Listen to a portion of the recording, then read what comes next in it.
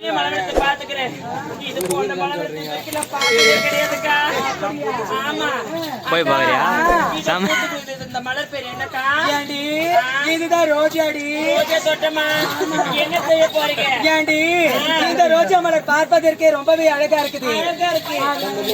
செய்ய போறீங்க. அந்த ரோஜா மலர் அலங்காம குலங்காம பறிச்சு என்னுடைய கூந்தல்ல சூட பாருங்க. போது நிறுத்துக்கா. அறிவு இருக்குதா உங்களுக்கு?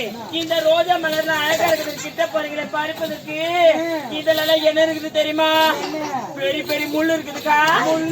கிட்ட போனீங்கன்னா இதுல பேரு எல்லா முள்ளும் ஒரே